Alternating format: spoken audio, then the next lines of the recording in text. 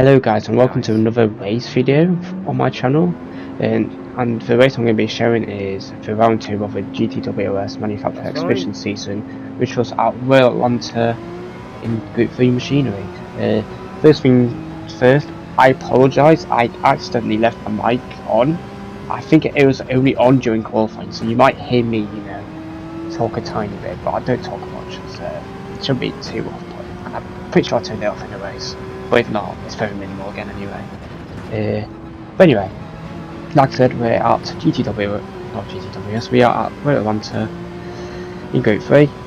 In case you didn't know, I'm in Porsche, which is, it's okay here, it's not bad, it's not great, it's got okay Tyre for this round, but it does suffer a bit in S1 just due to not being able to attack turn 2 curb aggressively, and just doesn't have as good high speed handling compared to some other cars like the BMW M6 and the Lexus RCF, like you might be seeing in this lobby. But anyway, I decided to go straight past bike hypes. I did not want to wait about, I wanted to get straight into the lap because I was warmed up, I didn't want to wait any longer, and I didn't want to lose temps in my tyres, and also because Deck's ahead, and I know Deck's quick, and I know McLaren's good here, and I know when he locks in, he doesn't really make mistakes, so I knew I could trust him. But anyway, start the lap.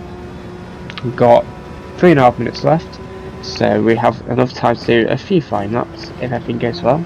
Turn 1, I actually clipped a curb really nicely and I carried decent speed, so that was a good turn 1 in my books. Turn 2, again, solid. Gone to fall early, carried good speed there. Really good S1 at the moment, at least for me and my car. Going into this corner, in qualifying I downshifted to third very early, but you'll see in the race I had to slow the downshift in that corner to not have too much oversteer. And as you see, 0.73 S1, very good for me. The best I did in TT was a mid-6, but unfortunately as I got off the curb I just bounced a bit and I touched the grass on exit and I had to oversteer and I lost a bunch of time, so I exited and went straight back out because there's no point finishing the lap because it would have been towards the back anyway, because I would have lost a good half a second there probably. Also, Lewis was quite close behind me. I didn't want to put him off and keep on track and him maybe having to manoeuvre around me, which wouldn't be very sportsmanlike. So yeah, we had to back out, and luckily I exited early enough that I'll still have enough time to do 2 fine laps. I calculated in my head when I made a mistake, will I have enough time to do 2 laps? I still had about 3 minutes 40 left, or whatever, not 3 minutes 40, about I had enough time. I think it was 2 minutes 40 actually, not 3 minutes 40. Whenever it was, I knew I had enough time to exit and go straight back out. As you see, Popcorn Concert did the same thing, probably after they saw what their stop time was. And they're probably like, not good enough, but we'll just back out and try and get 2 laps. Like I did, but just a bit after S1. Which is a shame because my S1 is actually really good for me. But hey ho. We've still got 2 laps to prove ourselves and try to get up the grid. Like I said, Porsche's not the best here, but it's not bad, especially from the MR. It's probably one of the better MRs on this track, in my opinion.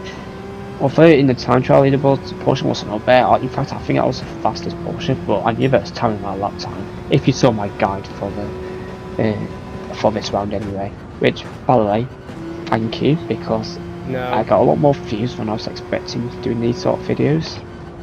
So it means a lot to me. And while I'm talking about videos, if you enjoy these races and you want to see more from them, if you would like to see more from me showing these races, then I would appreciate it liking a sub. Don't have to, of course, but I do appreciate it. And then I know that you want to see more of these. But it's your choice. If you don't want it, then fair enough. Leave in the comments as well if you want. But I do like to show my driving because people can learn from them, and then it's another way of me looking back and seeing what I could have done differently as well. As you saw this lap, 0.87 S1, so I'm already a 10.5 down my last lap, which is not good, especially in top split. S2, again, not good enough. I'm about 2 tenths off where I would like to be.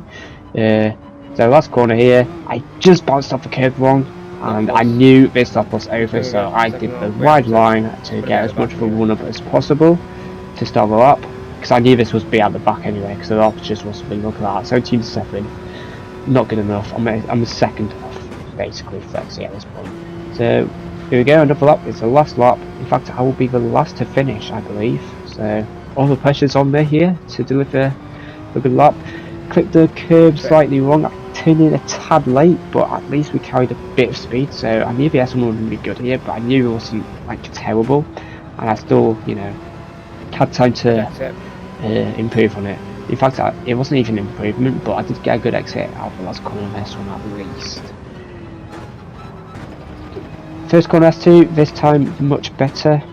Rode curb nicely, and I carried good speed and a good line. That second corner of S2, the last corner of S2, again, could have been a bit better. I think I could carry a bit more speed. I could probably gone slightly earlier, but it was better than the first lap at least, and the second lap. As you see, I improved by 600 in that sector. I knew I had to send the last sector because my lap was not good enough. I still bounced off the curb a tiny bit, but at least we recovered it quickly. Take the shortest line possible to minimise distance, gain as much time as possible, and it's a 17.3. Not a bad lap, but not a good lap. That was 3.5 tenths of what I did in TT, but honestly, even if I did like my best TT lap, the max I was getting was P7. Maybe P5 that absolutely nailed it, but realistically the best I could have got was P7. But anyway, now I'm going to show you the race. First of all, the starting grid, of course. You can just see my kind of background in the beautiful pink livery, but 16.8 pole is a very good lap time from Flexi, over a 10th ahead, which is fair enough. The kid's got pace, is all I'll say. Gallo again, impressive lap in the Beetle. He's also in the 16s, which is amazing. Of course, Antonio was second in the RCF, another half decent lap from him. Could have been better, of course, but you know, everyone could say the same. I mean, it's hard to hook up a lap when you've only got 5 minutes. But P10, it could have been worse.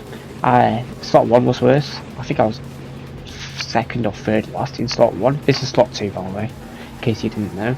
But P10, not terrible, not good, but you know, at least I'm ahead of Porsche, the other Porsche in this hobby. So I knew it could have been worse. And yeah, if I was to do my first lap that I completed in this session, I would have been last. So it was a good thing I did improve. But yeah, in case you didn't see, I put brake barriers or brake balance on +1 here because I felt, because you need to really look after the front tyres here, but also if I put it any more rearwards, the car would snap under braking, especially when you start turning it in for like turn 1 for example. The car would snap. But you'll see later in the race I do change it more rearwards at some point. You'll see at some point I will, just because of what's happening ahead of me. And in case you didn't know, I paused at the start because on controller, even though you got 100% input, the output doesn't go straight to 100% off a rolling start, and in some other circumstances. But as you can see now, I'm doing very little steering inputs. Like I said in the guide video, this is a massive tyre saver race. So basically, every right-hander you'll be seeing from me will be very little turn inputs. Maybe except for the last corner of S2, but that's just because that car's really slow. That turn is really slow anyway, so you're not really putting much load into that tyre, so you can get away with more steering input. And also, if you were to put less steering input in that corner, you're just on the steer anyway. So as you can see, I'm basically fully turning for that corner. Still didn't really know whether to use first or second gear in that corner either. So you'll see I'll sometimes be in second and I'll sometimes be in first. I think on mediums it's probably better to be in first gear because you're getting slightly slower and you need as much acceleration to get you out of the corner as possible. But as you can see, thanks to this amazing custom slipstream we have, that's sarcasm in case you weren't aware, do not like it one bit, but anyway, we get what we're given. So I knew with how powerful this slipstream is, it would be a massive slipstream race and you would basically be tie saving behind the leader, because there's no way the leader's breaking away with how powerful the slipstream is here. Like even Flexi M6 would not be able to get away from Antonio and the Lexus. when the Lexus is a lot worse with tyres, and the M6 is probably faster in one lap pace anyway. So yeah, decent start for me. Main aim here at the moment was just to stay behind Alba 4, try defend P10, try not fall further back, and just try stay with a leading group basically, which is what we're doing well at the moment. In start 1, what happened was, as I said, I qualified towards the back, but I did also, I'm pretty sure I lost the leading, in fact I definitely lost the leading slipstream train, and I tried to push a bit too much, and I basically killed my tyres quite early on in the stint. I did recover the tyres at the end of the stint, but like I was so off pace, but the race was over anyway. I got a bit of a top from Dayo, or however you say his name. Nothing kind of intentional, it's just I had to lift because I did the first part quite incorrectly, and I tried to get it back onto the inside curb, and I lifted it off more than Dajo probably expected from me, so he just tapped me a bit. It's nothing intentional, no feelings or anything, but now I had to push a bit just to make sure I stay stuck in the slipstream train, which isn't ideal because it would mean I'd have to push my tyres a bit more potentially, but you know, it's all bunched up at least, so I knew it would be quite easy for me to get to the back of this slipstream train.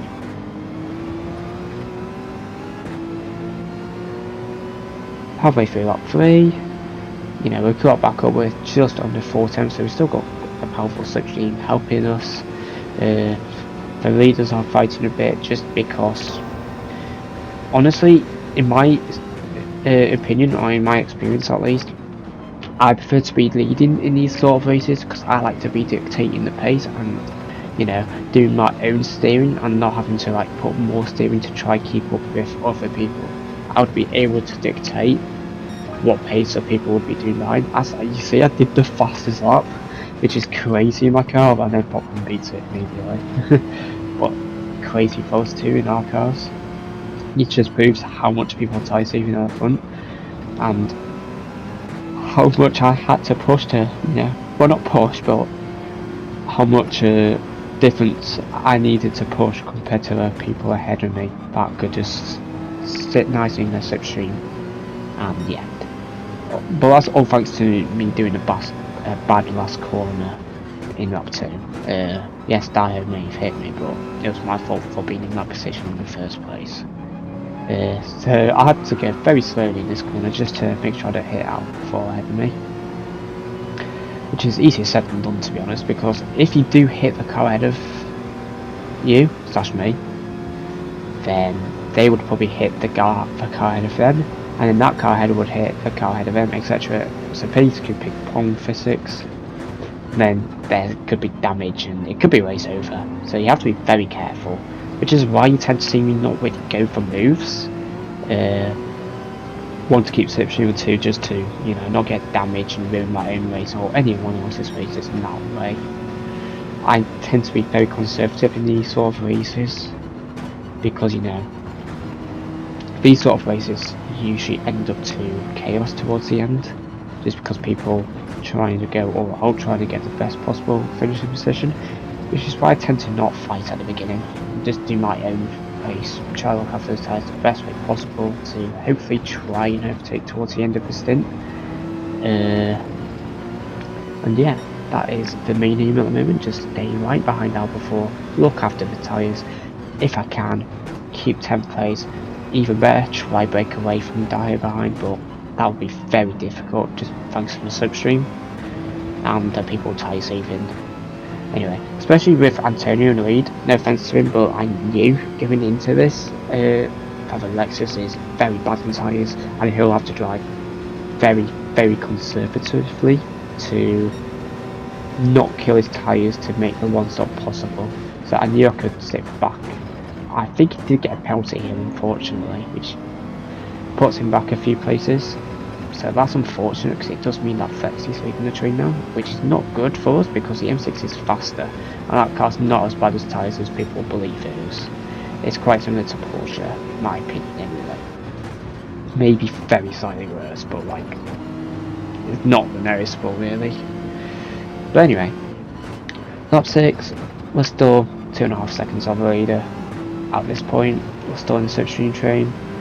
We're all keeping up. Save my tyres relatively early at the moment. If it wasn't for that little mistake, it could be maybe slightly better, but you know, it was going a lot better than the first race. That's all I can say. There's not much to say at the moment, to be honest, but what I will say is thanks for all the support recently. I mean, I've got over 1.5k subs now, which is insane to think about. I mean, I only started doing videos about 4 months ago, I believe, and those were only time trial videos, which I do love doing. I'll keep doing them. So, you know, stay tuned for when they come out every Thursday. Unless it's a combo that you either have to exploit, or I just absolutely hate that I can't be bothered doing, or that the pad just cannot do it full stop, which hopefully should be never. Control should always be able to get gold. Some will be harder than others, of course, but you know, control has its limitations. But then again, it has some advantages compared to wheel, at least in my opinion. It's due to just as like traction, we tend to have a bit of an easier time catching the car sliding than that. I think it's got a bit of built-in assists to help us with that. But anyway, I'd just like to say thanks for your support, and I'll keep them going. Let me know what sort of videos you like as well. I mean, I enjoyed in time trial videos. I tend to get both views in them as well, so I will carry on doing those. But guides, so yes, I did make one for this round about a day and a half before the first slot started, at least for EMBA. It was a bit less than a day, I think, for like K showing that. But I'm in GT1 League, and I don't know if there's like different race settings between GT2 and GT3 and GT1 League for this season. I know there is usually, but I've not seen any like what the races look like in GT2 or anything. So if it's different, then let me know. Then I can try and talk about what I'd be doing in the other leagues. But honestly, it's hard for me to talk about it if I don't really know what the like tyre wear is, how many laps it is. So I'll try my best to find that out and talk about it in the future guides, which by the way I will not be doing for Gr3 Interlagos because it's times one tyre wear, times one fuel. So there's nothing to do with strat at all. It's just qualifying and race. The only difference between race and quality is obviously the fuel you've got on board, which will cost you about some time, cost a lot. But yeah, carrying on with this race, as you may have just saw, Rick got a penalty ahead, which yes, is good because I will gain a position, but it's not good at the same time because it will mean there's a bit of a gap between Albafor and Lewis, and fortunately for us, Lewis is in the M6, so it'll be harder to catch up that car compared to any other car. But I knew how Albafor pushes enough, and I stayed close to him, would be able to catch up, and he'll bunch up anyway. As you can see now, people were actually battling, so we basically caught up straight away. You see it's 3 wide ahead, which is bonkers, since there's only around 8. I would not be risking that ball position, but you know, the closer you are to the front, the better I suppose, but at the same time, I wouldn't want to be losing the slipstream to the cars ahead, and then if I did lose slipstream, I'd have to push and kill my tyres potentially. So it was a very, very tactical race. It was kind of like chess, you know. You want to be at the front, but at the same time, you don't want to be killing the tyres, and you don't want to lose the slipstream. So you have to think about quite a few things going into this race. Luckily, I'm quite, well, I wouldn't like to say the word intelligent, but I'm quite good with my racecraft. Tend to know what I'm doing and what sort of situations I would put myself in if I was to do something different. So I knew straight away I would want to be one-stopping because I'll need him to be in the slipstream, and because I'll be in slipstream I'll be able to lock off my tyres easier anyway, and the pit lane lost time is crazy amount of time. So I knew the one was the way to go straight away. As you can see here, Albafor's done a half decent lap. I've not done the best lap, but you know, I'm still relatively close as Juju goes for a very nice dive from behind me. He almost hits me, but he judges it really well there. And now he's behind me, which is quite worrying because McLaren has an insane fifth gear, and he'll find a very easy way to overtake me. But we're P9, we've gained a place from where we started. We're still within the leaders' range, which is good. We're nearly halfway through the stint. The tyres are looking good. I could have done it very slightly better, in my opinion, but you know, compared to slot 1, miles difference. So I knew we were in a decent position. Alpha goes a bit wide. I got dirty tyres as well. So now he's going to have to push and try and catch up to the train ahead of him. So if I could, I'd bump draft him and help him get towards the train in front. Because there's no reason for me to fight him at this point, because it would just mean we were wasting time fighting each other, which would want to fight the others to try overtake us. And so, probably more importantly, we lose the slipstream ahead. And then the max position will be getting us P8 unless there were people doing a 2-stop in the top end, which I don't think there was anyone going to do a 2-stop. Unfortunately, my car's not really quick on the straights, so I couldn't give Alpha for the slipstream. Not slipstream, the bump draft, but luckily the Merc's pretty good on this track, so he should be able to catch up to the train ahead, especially since one of the cars is a Beetle and another one's a Lexus, which would have to tie safe more than us to make the one-stop work. So yeah, halfway through stint 1 now, like I said, we're looking good, still with the leaders. Someone has fallen off unfortunately at the back of the grid, as you can see on the map. I think there might even be another one, but yeah, we'll be catching up to the front group again now. Just unsteady a bit here, but that's okay. We're still close to Alba 4, which is all we needed to do at the moment.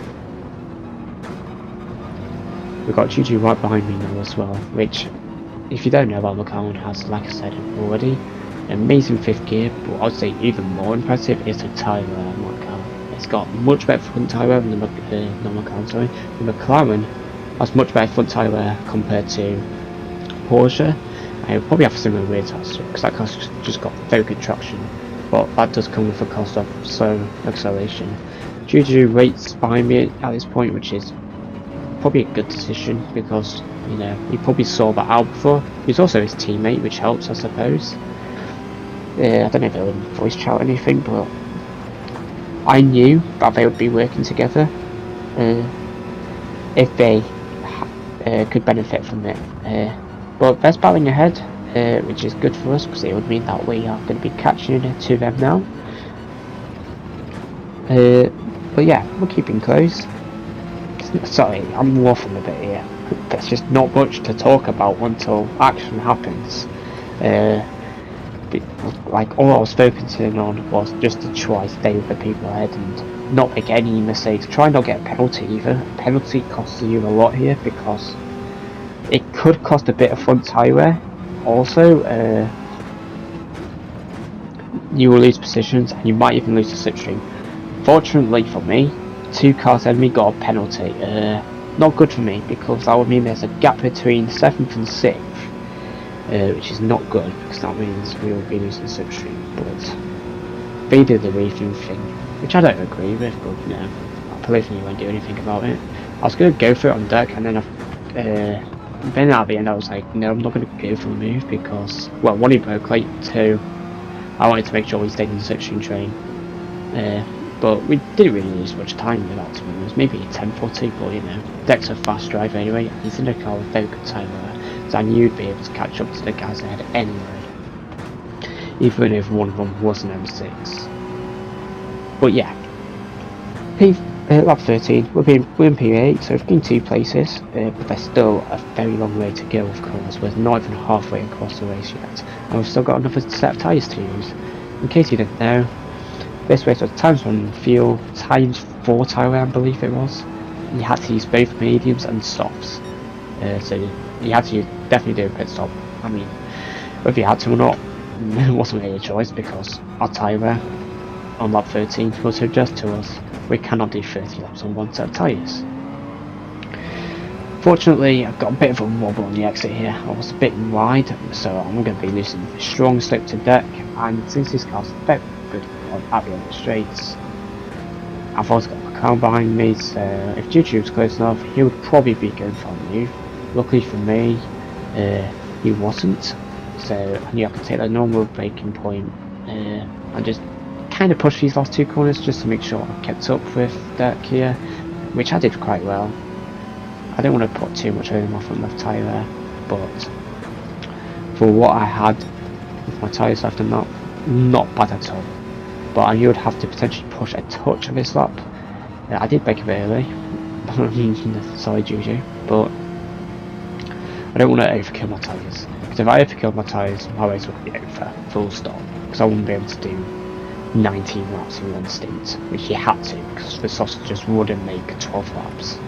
Unless you were to babysit them, and then you'd just be losing too much time anyway, and lose the slipstream. So yeah, Gr3 did look quite wide there. I'm not sure if he got a penalty for that or not, or he brought it back in time, but I saw that B racer got a penalty, which was very good for me, because the car's head was starting to break away, so I was very lucky that B racer got a penalty in that situation. But we're at 14, and yes, Gr3 did get a penalty, unfortunately for him. Good for me though, because it would mean I didn't have to defend, and with B racer doing the even thing as well, it would mean I would have another gap to do a normal braking point and get close to him basically. I knew his car does struggle on tyres though, so I knew we could be in quite a bad situation here, because he would probably have to tyre say more. The surface were not great in this race either, as you see cars jittering around, but there's not much you can do about it. You just have to lock in and, you know, do your own race, I guess. We did turn on much better this time. I was staying as close as possible to B racer without putting him off, of course. Because we didn't want to lose the top 6 cars, because, no offence, P7 would be alright in my car, but I would have gone again if I was to get P7, because I would have wanted to get a better result. I would not like to settle for P7. So, we're at 15, we're 2/3 of, no, we're not 2/3, we're 3/4 of the way through our first stint. Tyres are looking good, the fronts are slightly worse than the rears, but that is to be expected of the Porsche. The fronts do wear quite a bit faster than the rears in this car. In general, I don't really know why that is compared to most of MRs. I believe it's got a bit more front big compared to MRs, but I also think with the way this car puts its power down, it tends to understeer as you put the throttle down, so it probably puts more load onto those front tyres. But yeah, as you can see, B racer is probably over second behind deck right now, which means he's not getting a slipstream.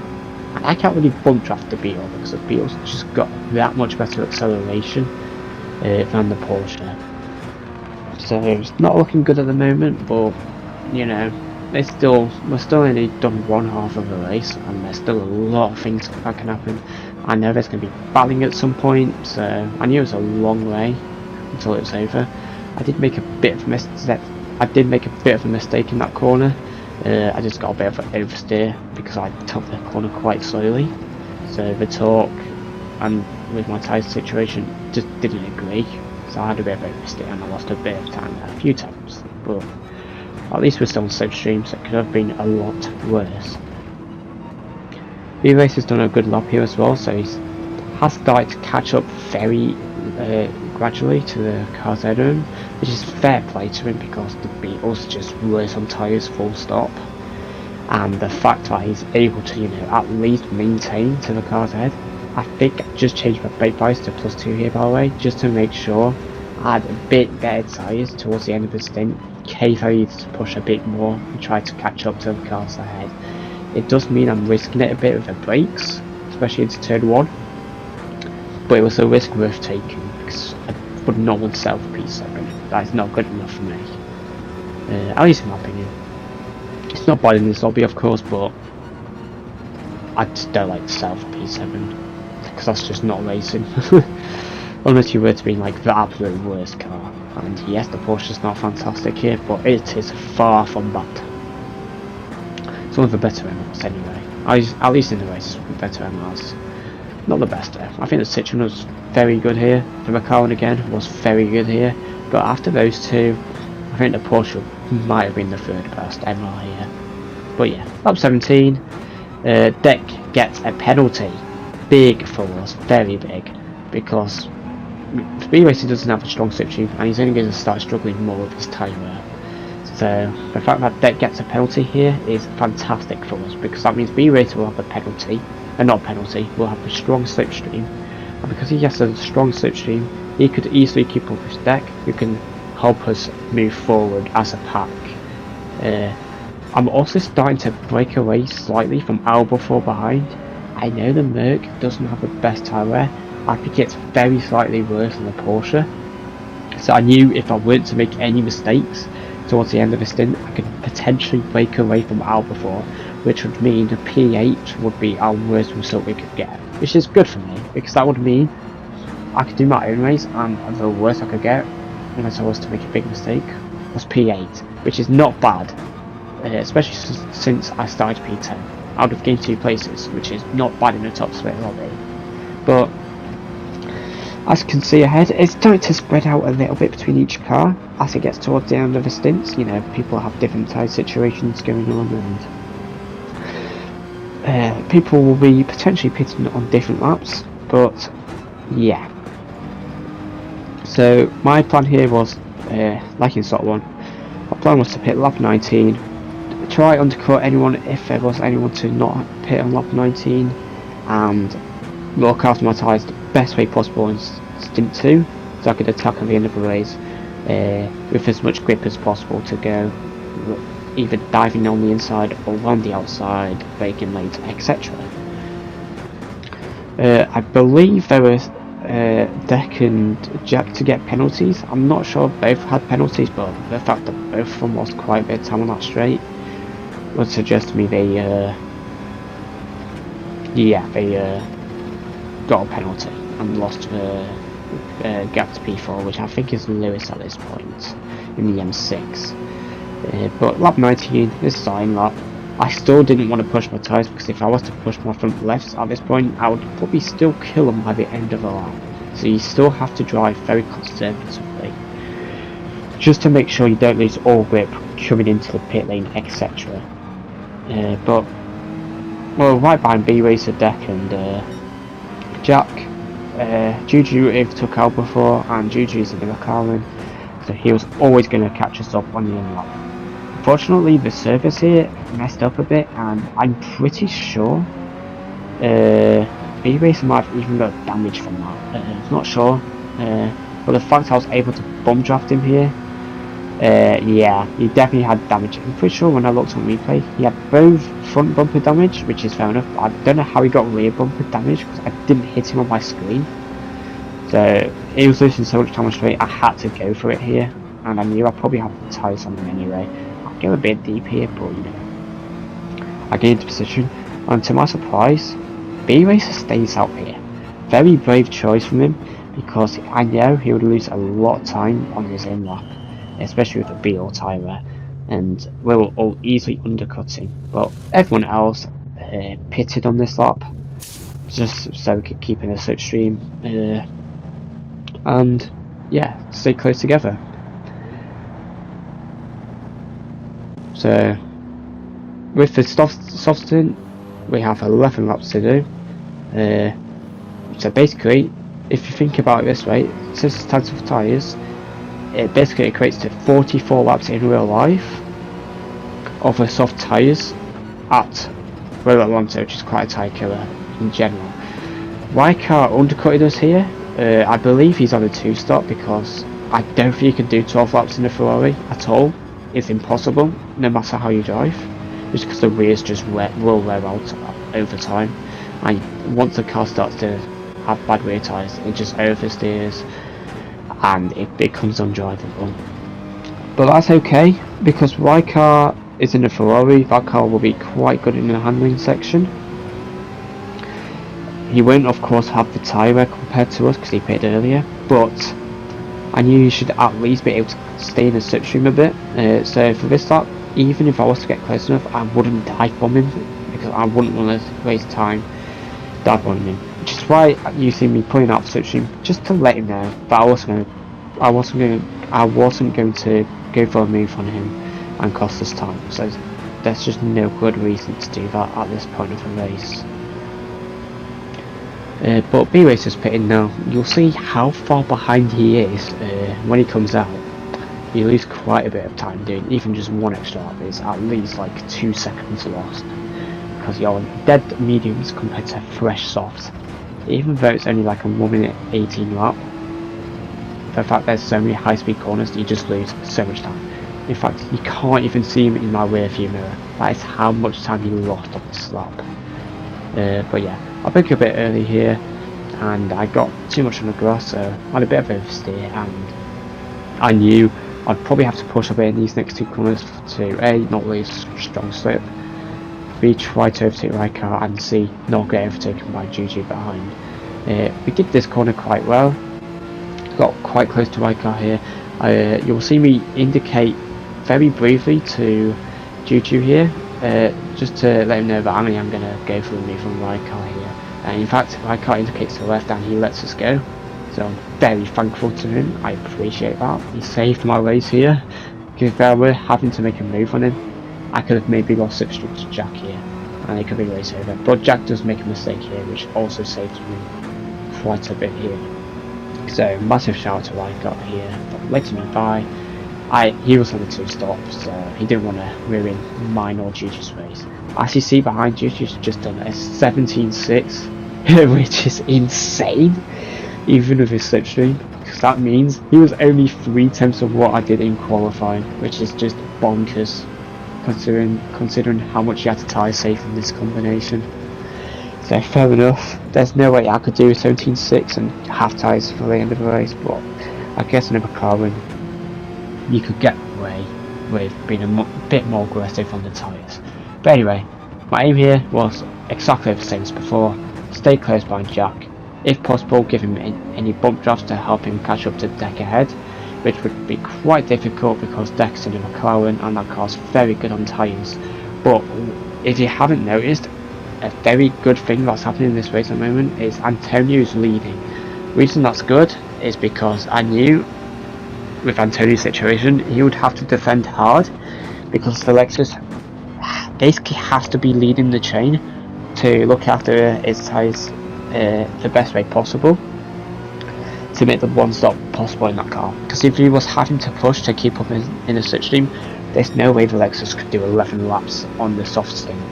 But as you can see in the front, Flexi and Antonio are battling, which is fantastic for us, because that will mean the guys behind will have to brake earlier, since it'll bunch up, which helps me, Jack, Gr3 to hopefully catch up to the train ahead. In fact, we've gained a bunch of times to leader here. In fact, we are in the slipstream train now, which is amazing.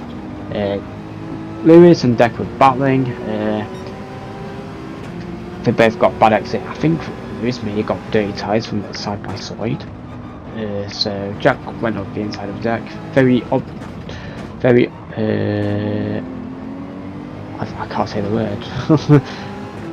Opportunistic, I think the word is. Sorry if I messed that up, but you know the word I mean. He was very calculated with that move.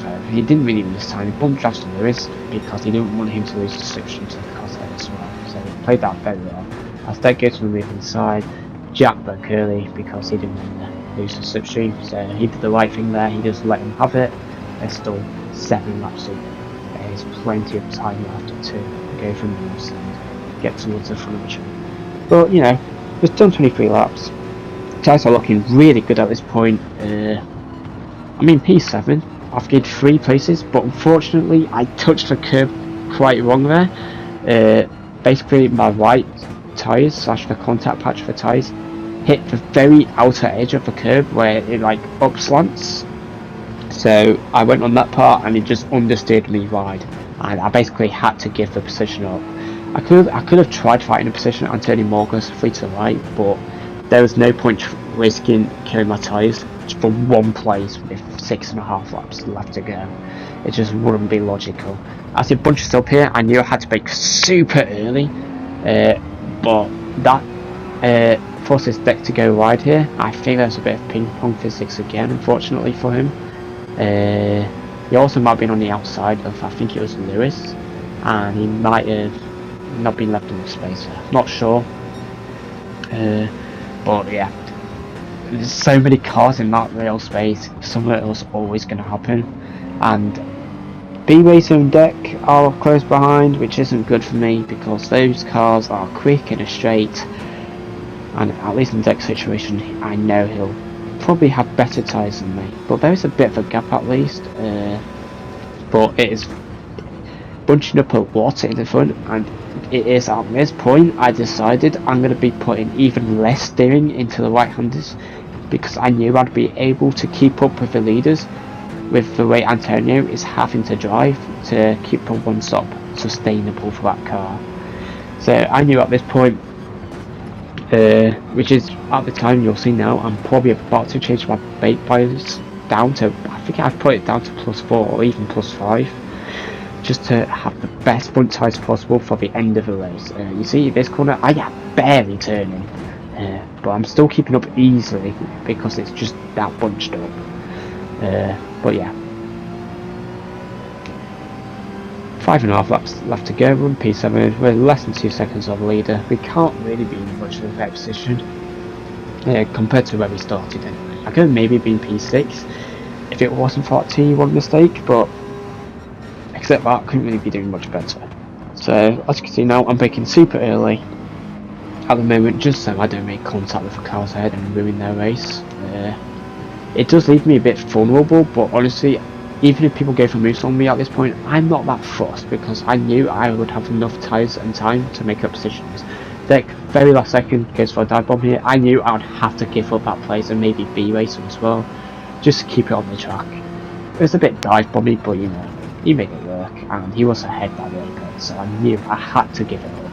There was no reason for me to risk the outside there, and cost me the race, just for trying to stay ahead of a move that was very hard to defend on the outside in general anyway. So I gave that up. When P9, we're still with the leaders, so it's not end of the world, and I knew I'd have good tyres because I've been really looking after them in Mid-stint.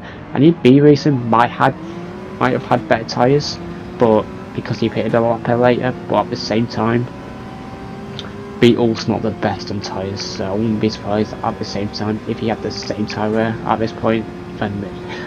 Fortunately, I did mess up the S2 a bit, which leaves me vulnerable. I knew if Alba4 was to go for a move, I would try defend it because I didn't really want to be the last car on the slipstream train in case I made a mistake.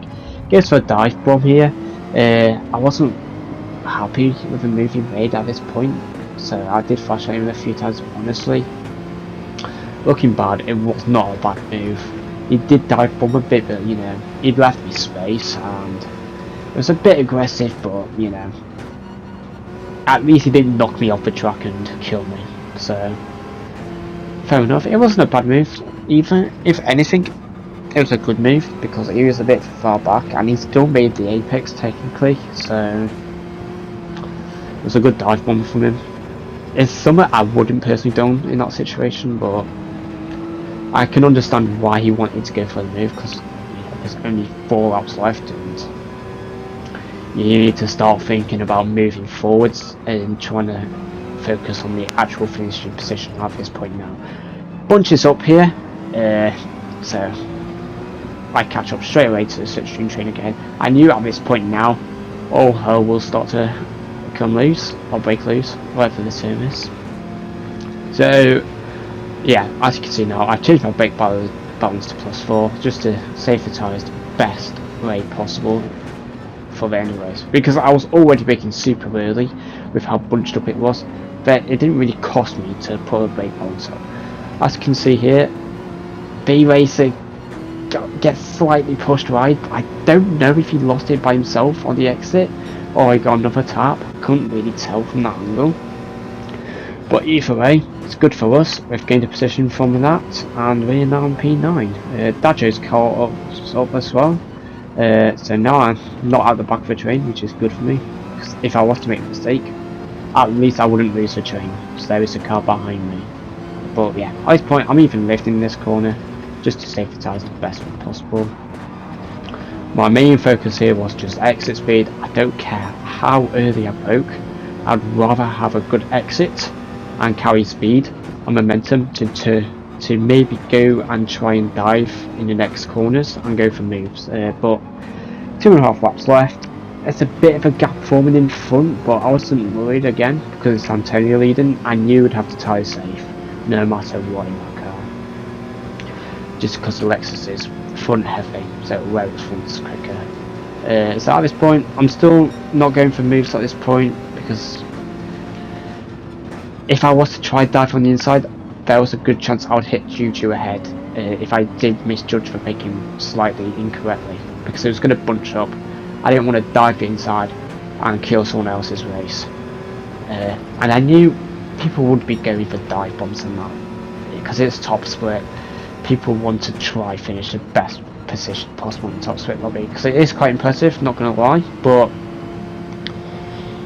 yeah, I wanted to keep it safe. I knew I'd have a good tyres for the end. I knew I'd be able to go for moves in unexpected places if it was to come to it. So I'm at this point still not going for moves. Especially do not get a penalty at this point either, because you'd have to push to catch back up, which will kill your tyres. Which is what's happening to who is that? I can't even tell. I think that's Jackie's got a penalty. Yeah, that's Jackie's got a penalty. Not good for him, because that means he'll be last in the slipstream potentially. And if anything, it's not good for your tyres either, because you're braking and you're turning. Yeah, that'll hurt your tyres a bit. In fact, he didn't even do the penalty thing. He just took it. And yeah, he loses all 3 positions here, unfortunately for him. But yeah, coming on to our stop, we're in P8.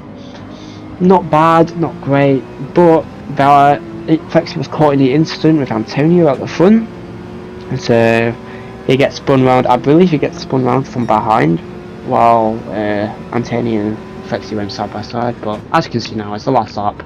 People are going for moves. Just hits Lewis wide a bit here. I would personally maybe waited for that, but at the same time he was on the inside. But he did tap him from behind, so I would have personally gave the place back. But moving on, we're now in 6th place with what's happened in front of us. I knew I had good tyres to push, and I knew if I could still be more inside, as Lewis has lost it a bit here. I think he had dirty tyres from what happened in turn 1 still.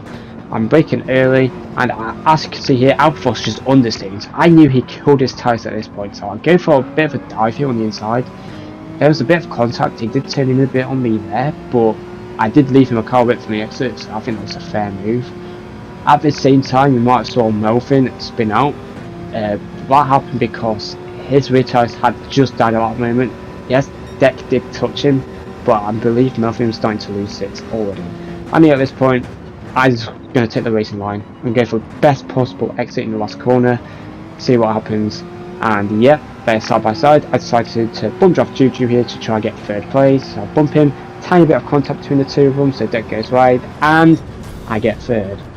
So I hope you enjoy this video, and if you want to see more, like and sub, and I'll see you in the next one. Cheers.